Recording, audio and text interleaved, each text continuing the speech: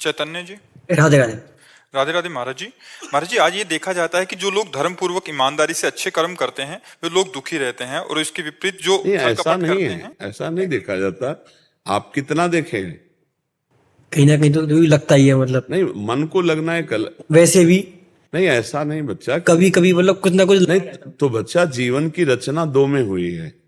जब हमारा शरीर रचा गया तो दो रचना हुई है, एक पाप और एक पुण्य, दोनों से मिश्रित बनता है। ये जो मानव देह बनता है ना, ये दो से मिला के बनाया जाता है, पाप और पुण्य। जो देव देह है ना, वो पुण्य से केवल बनता है। जो यातना देह नरक का है ना, वो केवल पाप से बनता है। और जो यहाँ मृत्यु लोक में जितने भी देह हैं, उनमें दो हैं, पाप और पुण्य। जैसे एक कुत्ता गली में डंडा खाता घूमता है, और एक कुत्ता है कि एसी गाड़ी में घूमता है। तो पुण्य और पाप दोनों का संयोग देखा जाता है ना। अब एक आदमी है कि मेहनत करके भी, धर्म पूर्वक चल के भी वैभव संपन्न नहीं है, और एक है कि पाप आचरण करता है, बुरे कर्म करता है, मनमानी बेविचार करता है, और खूब उसके पास धन है। इसमें पूर्व पुण्य और पाप का संयोग माना जाता है। वर्तमान की नई खेती धर्म है, वो धर्म से चल रहा है, पर पुरानी खेती उसकी पाप की है। तो इस समय वर्तमान में धर्म करते हुए भी उसे दुख मिलेगा।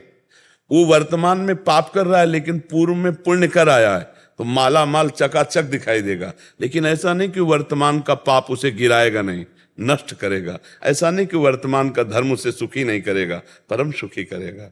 जो पूरा संसार इतने के लिए ही जीवन बर्बाद किए, रोटी खाने को बढ़िया मिल जाए, पहनने को मिल जाए, और भोग भोगने को मिल जाए, और चौथी कामना की वाहवाही हो जाए।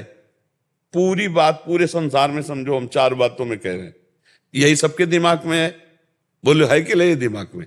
यही, और इसी के लिए पूरी सब मेहनत कर रहे हैं। और ये चीज भगवान के भजन करने में बाधा रूप में आ जाती है। जो आप कहते हैं वो दुखी रहते हैं, हम कहते हैं नहीं। जब हम धर्म में चलते हैं तो थोड़ी कसौटी होती, थोड़ी परेशानियां होती। लेकिन जैसे दुर्योधन युधिष्ठिर, महाराज युधिष्ठिर को कितना कष्ट दिए।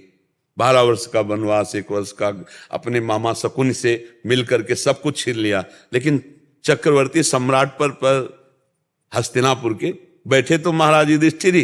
दुर्योधन का क्या सर्वनाश हो गया? हो गया कि नहीं हो गया? तो थोड़ा धर्म से चल। अगर आप मौज मस्ती देखो कि आप पढ़ करके महाभारत में देखिए, जो दिखाया गया वो तो कम मात्रा में दिखाया जा ही नहीं सकता पूरा। पांडव वनवास में कष्ट पा रहे हैं और वो वहीं तंबू लगा के मौज मस्ती दिखाना चाहता है। क्यों?